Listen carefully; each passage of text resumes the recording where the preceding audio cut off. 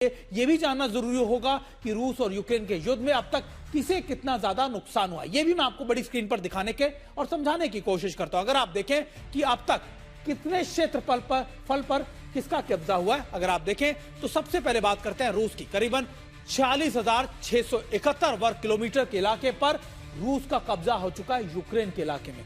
Ukraine ने कोशिश की थी कुर्स्क के इलाके में कब्जा जमाने की, लेकिन हुआ क्या, रूस की सेनाओं ने यूक्रेन की सेनाओं को पीछे धकेल दिया और अब जीरो यानी शून्य इलाका कब्जा है यूक्रेन का रूस के इलाकों में। अब कितने सैनिक मौत हो चुकी है, यह भी आंकड़ा बहुत जरूरी है। 7,90,000 रूसी सैनिकों की मौत हो चुकी है।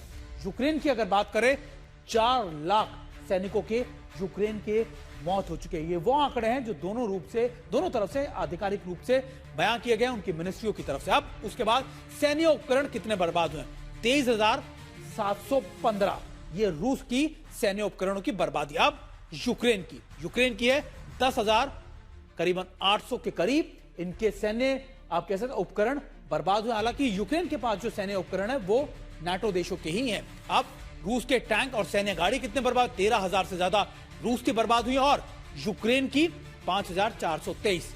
ये मैं आंकड़े आपको अब इसलिए बता रहा हूं क्योंकि आप समझ सके कि अभी दोनों को नुकसान कितना हुआ है। अब फाइटर प्लेन की बात करें 353 के करीब नुकसान हुआ है रूस को, 192 यानी यूक्रेन को यह नुकसान पहुंचा है। इसके अलावा नौसैनिक जहाज यानी नौसेना में किसको कितना नुकसान हुआ है, 22 के करीब रूस के आप कह सकते हैं कि जहाज और 35 के करीब। अब इसके बाद लोगों की मौत कितनी हुई है, 7,175। वहीं यूक्रेन की 15,000 से ज्यादा लोगों की मौत हो चुकी है। अब लोगों का विस्थापन यानी जो उनको आगे जाना पड़ा या फिर उनको दूसरे देशों में जाना पड़ा, 8 लाख से ज्यादा जो लोग हैं रूस के विस्थापित करने पड़े और 1,06,00,000 यूक्रेन के लोगों को विस्थापित होना पड़ा।